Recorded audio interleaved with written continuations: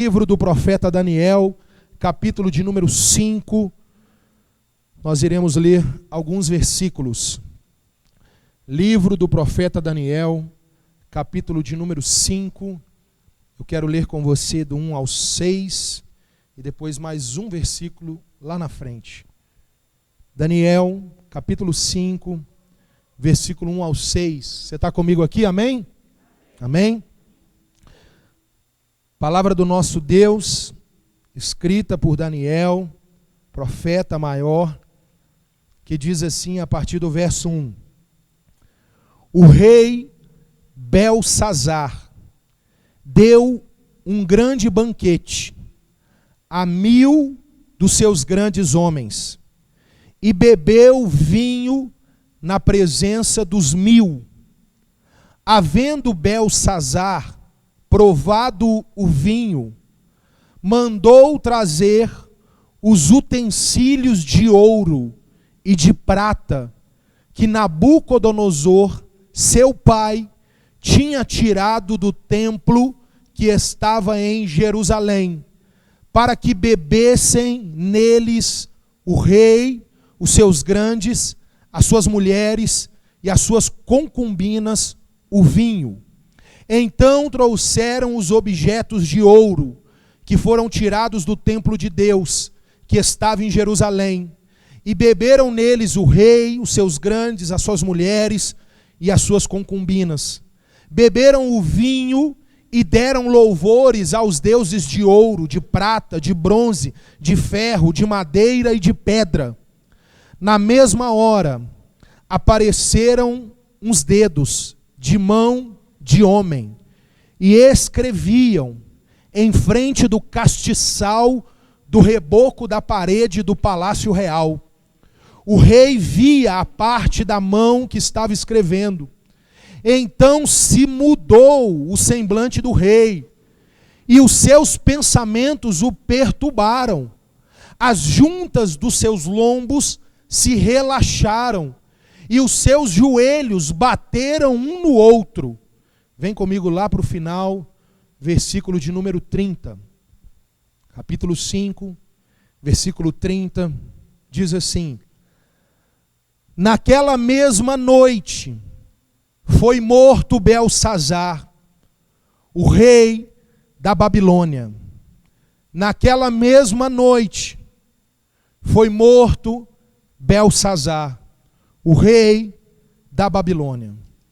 Feche seus olhos. Deus, em nome do Senhor Jesus, nós oramos, porque nós estamos diante da Tua palavra, e a Tua palavra, Senhor, ela é lâmpada para os nossos pés, ela é luz para os nossos caminhos. Nós dependemos dela, Senhor, para caminharmos. Sem ela, nós estamos em trevas, em escuridão, não enxergamos a um palmo dos nossos olhos. Por isso, Senhor, traga ela para o nosso coração aqui nessa noite, e através do Teu Espírito Santo aplica ela para a nossa forma de vida. Deus, eu oro pedindo ao Senhor que toda dispersação, inquietação, conversação, tudo que queira nos roubar esse momento, seja repreendido em nome de Jesus. Que estejamos aqui atentos à Tua voz, em nome do Senhor Jesus. Se assente, dê um aplauso ao Senhor Deus.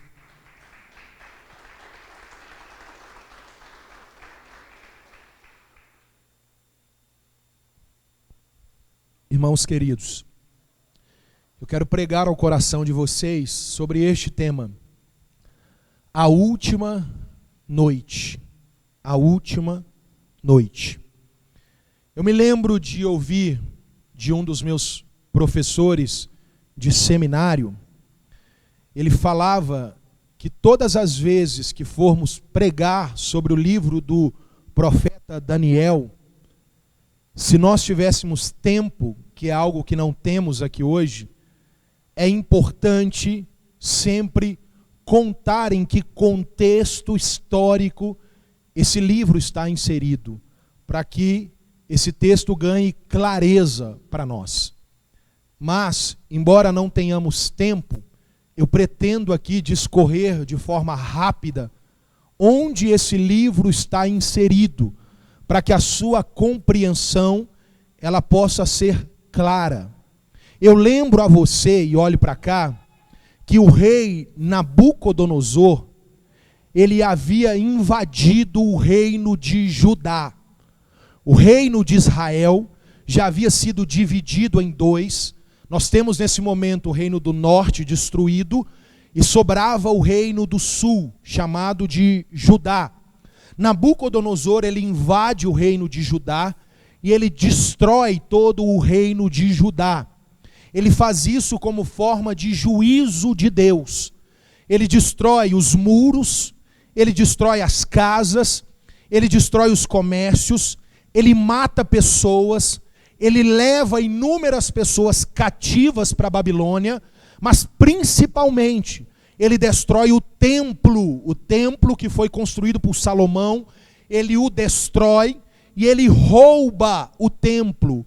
Ele entra dentro do templo e antes de destruí-lo, ele toma posse dos utensílios de ouro e de prata que ficavam dentro do templo e levam esses utensílios como despojo de guerra, como símbolo de vitória para a Babilônia. Nabucodonosor, ele leva Daniel como um desses cativos.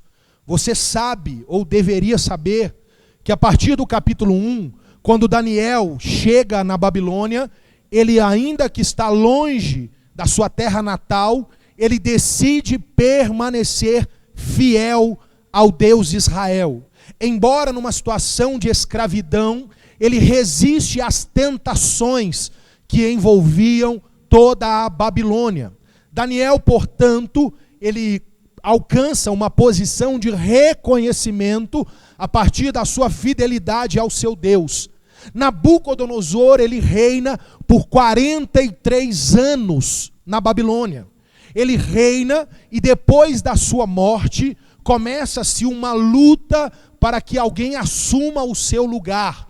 Nós sabemos pelos historiadores que a sua família entra numa guerra constante para poder assentar no trono de Nabucodonosor. O homem que ganha o direito de se sentar no trono é Nabonido. Só que Nabonido servia a um deus que não era adorado lá na Babilônia Central. Portanto, ele se desloca de lá. Ele vai para uma outra região, mas ele coloca assentado no trono o seu filho Belsazar, o nosso personagem da noite. E eu chamo a atenção para o capítulo 5, mas eu te lembro que Nabucodonosor, embora fosse um louco, terrível, perverso, no final do capítulo 4, Deus o humilha, Deus o abate, ao ponto do homem mais poderoso do mundo antigo nessa época, Nabucodonosor, encerrasse o capítulo 4 adorando o Deus de Israel, se arrependendo das suas práticas e reconhecendo que só há um Deus verdadeiro. Nabucodonosor, embora louco, ele encerra a sua vida olhando para o Deus verdadeiro, dizendo que só ele é o Senhor. Belsazar, ao contrário disso, ele é arrogante. Belsazar viu ou ouviu que Nabucodonosor foi humilhado. E Belsazar, quando sobe ao trono, ele não traz consigo esse conceito de humilhação, mas ele traz consigo a arrogância. E por que que ele é arrogante? Sabe por quê? Essa narrativa do capítulo 5 é a última noite do Império Babilônico. A Babilônia vai cair nessa noite. É exatamente na narrativa de Daniel capítulo 5 que nós vemos a grande Babilônia, a famosa Babilônia, a poderosa Babilônia caindo. E quem está sentado no trono é Belsazar.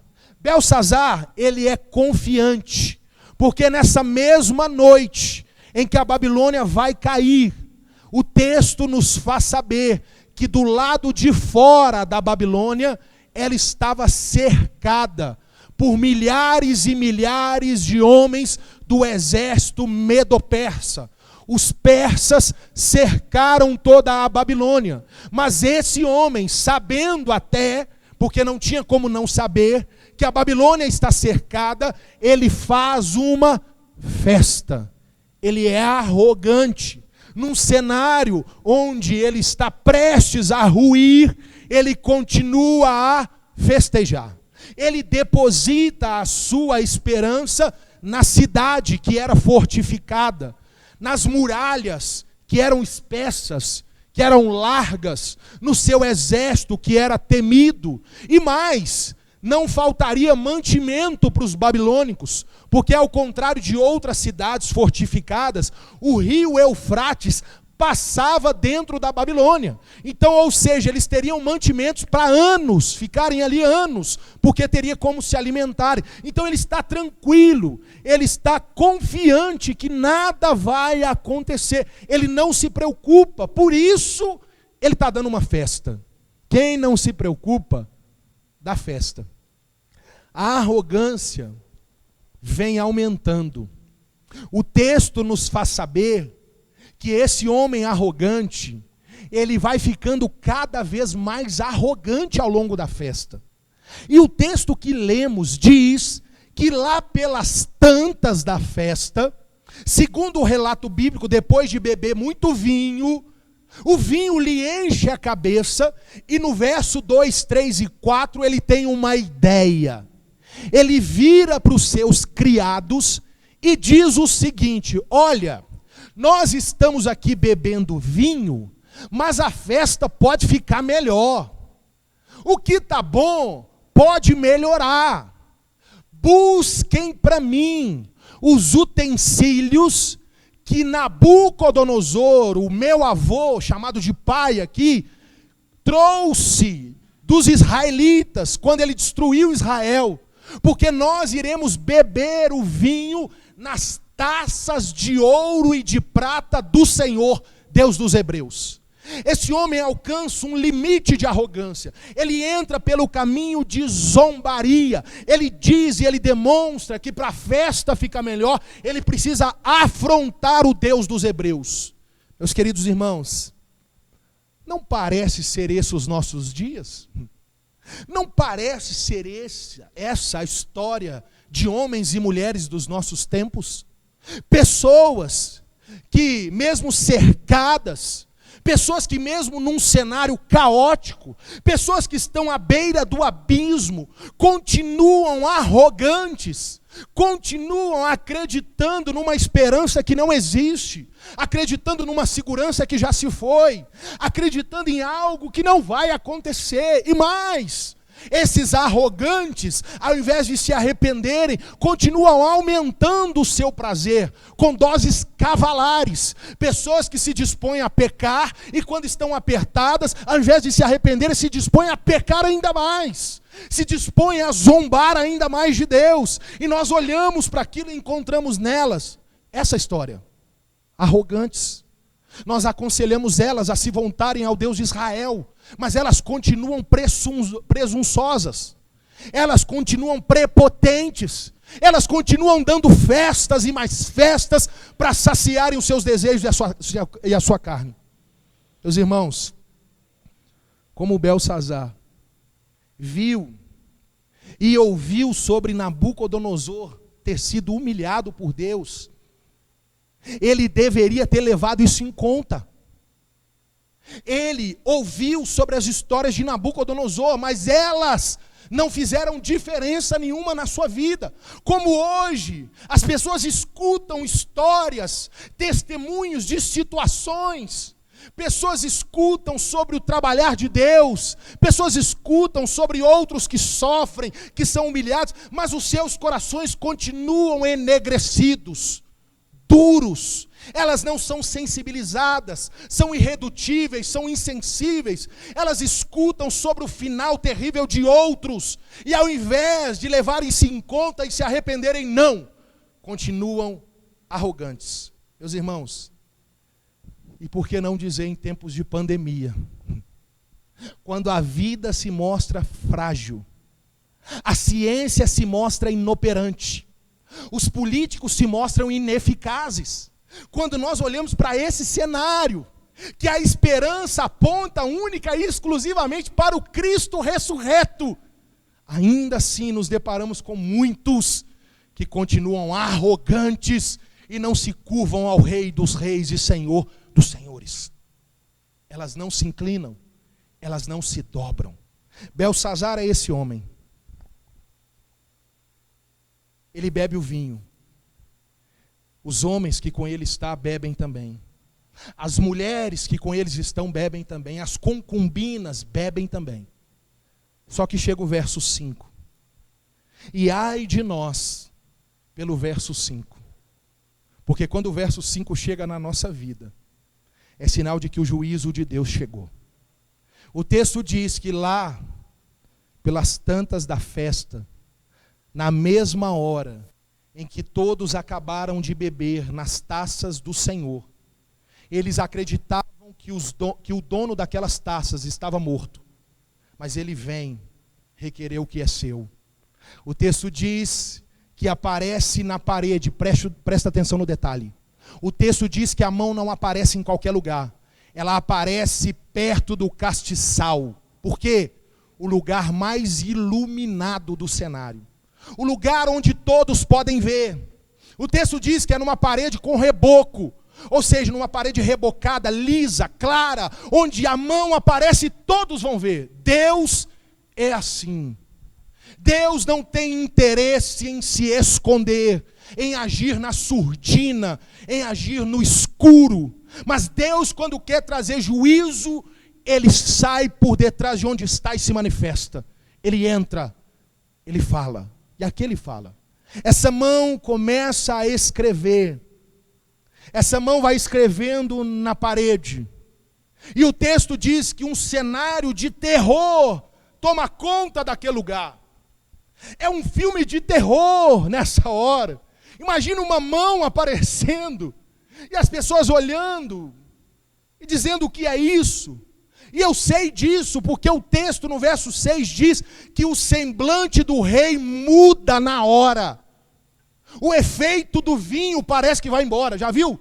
A pessoa fica sóbria num estalo, ele fica sóbrio. O texto diz para nós que os ombros relaxam e os joelhos batem um no outro. Ele perde a força. O original do hebraico usa palavras mais específicas, que na verdade está querendo dizer que o trono deve ter ficado molhado e sujo. Isso mesmo. Esse homem é levado a um estágio de terror tão grande que ele não controla mais o seu corpo. Ele desfalece. Meus queridos irmãos, a questão é, o que fazer nesse momento? Ele, segundo o verso 7, ele corre para o paganismo da Babilônia. Ele vê aquilo acontecendo, e a iniciativa que ele tem é de chamar todos os adivinhos da Babilônia e colocar para eles um desafio de revelarem o que foi escrito, o que está acontecendo, e se eles o fizessem, ele os presentearia, tornando o que revelasse aquela escrita como o terceiro homem mais importante da Babilônia. Primeiro Nabonido, depois Belsazar, e o terceiro seria esse homem. Ele recorre ao paganismo. O verso 8 diz que todos os sábios vieram e ninguém conseguiu revelar aquilo. E o texto diz que por causa disso, todos ficaram mais aterrorizados ainda. Olha essa cena.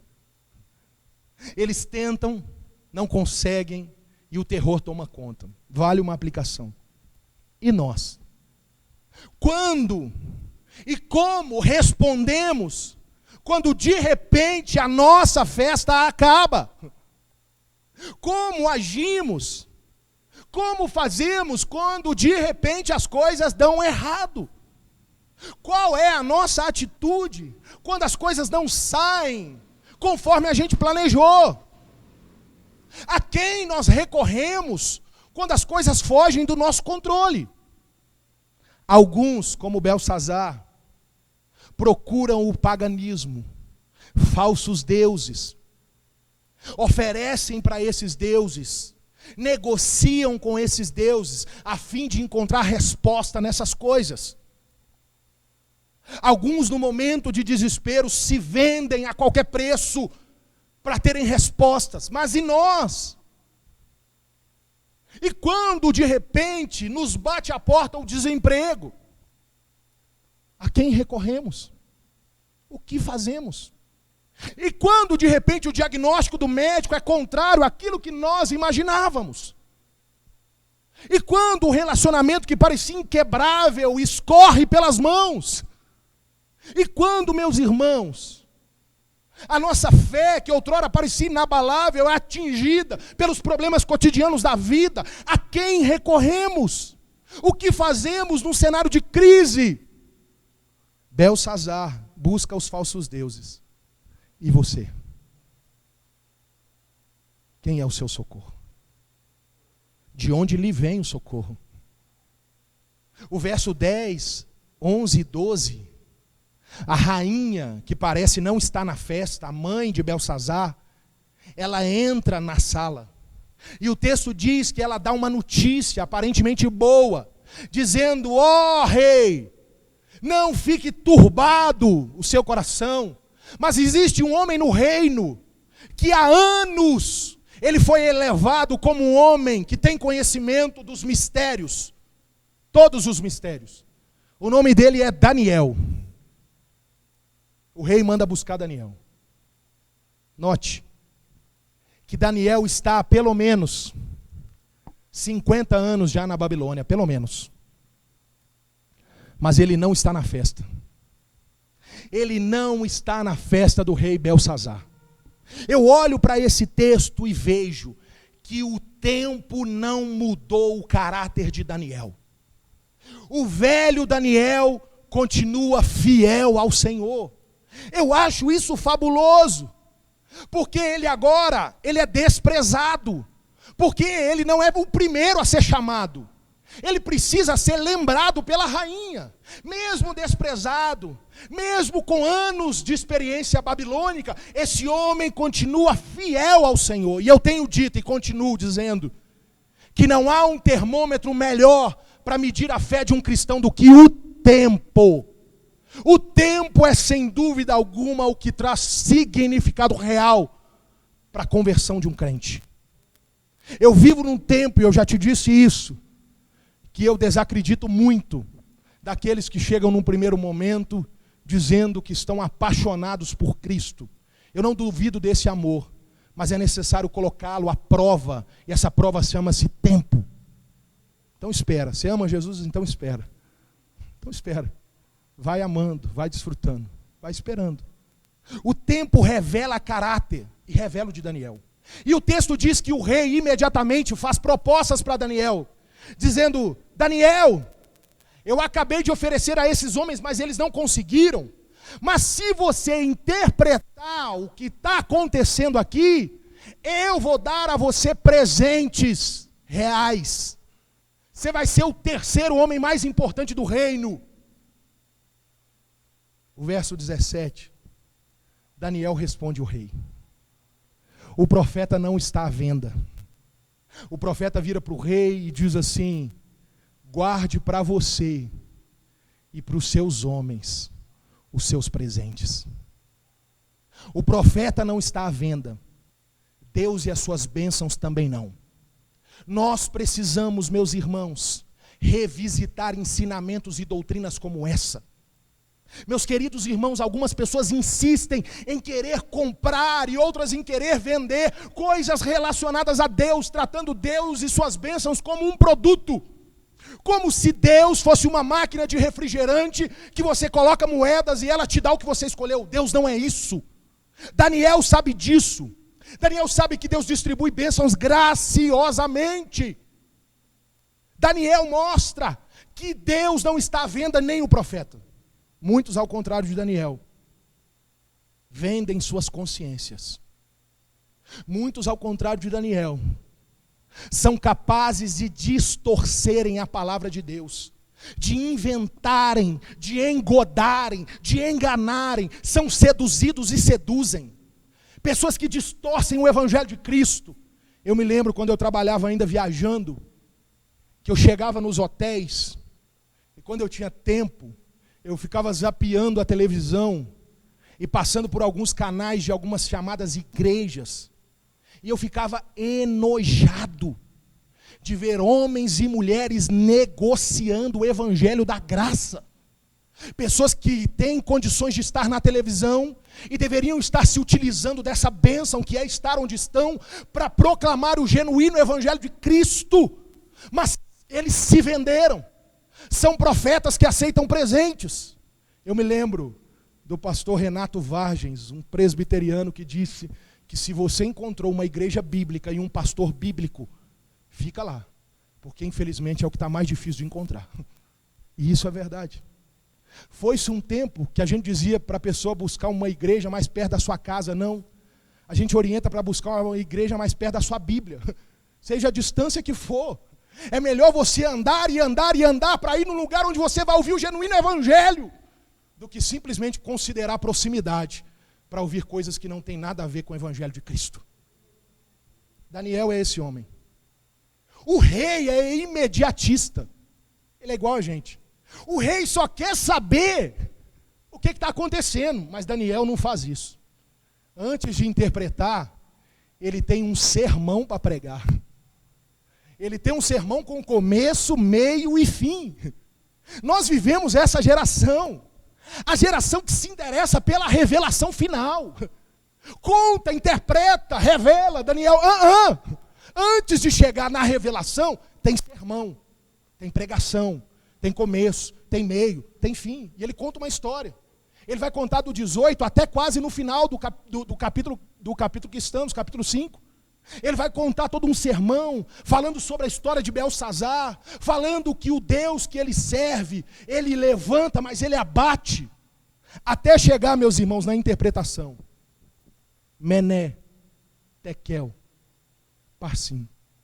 Essa fala, que é o que aparece, Daniel vai interpretá-la contando para o rei, dizendo: Mené, porque contou o teu reino, Deus contou o teu reino e acabou.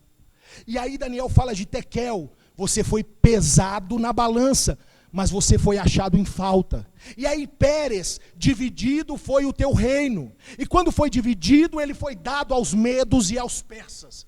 Dividido. 3 medidas, onde Daniel está revelando que o reino de Belsazar acabou. Meus queridos, quando que se cumpriu essa profecia? 10 anos depois? Não. Naquela noite, o texto que lemos, depois de Daniel interpretar, naquela noite, Belsazar morreu. Eu concluo essa mensagem orando a Deus para que essa não seja a sua última noite. Eu concluo essa mensagem te lembrando que Nabucodonosor teve 40 anos para se arrepender. Belsazar teve uma pregação só. Você não sabe quanto tempo tem. Alguns têm muitos e outros não têm. Por isso, o meu conselho para você é viver toda noite como se fosse a última. E se lançar diante de Deus e dizer: Senhor, eu me arrependo. Que não seja essa a minha última noite. Se coloque de pé no seu lugar, em nome de Jesus.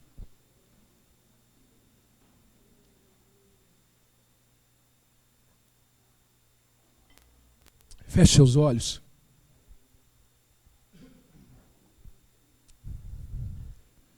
Deus, em nome de Jesus, Pai. Nós temos vivido, Senhor, esses dias. Dias de pessoas arrogantes, presunçosas. Pessoas que têm visto o seu reino, Deus, definhando. O seu reino caindo, sendo derrubado. Mas elas continuam festejando, se agarrando a algo que já não existe mais. Quem sabe, Senhor, tem pessoas assim aqui nessa noite. Pessoas que têm depositado a sua confiança, Deus.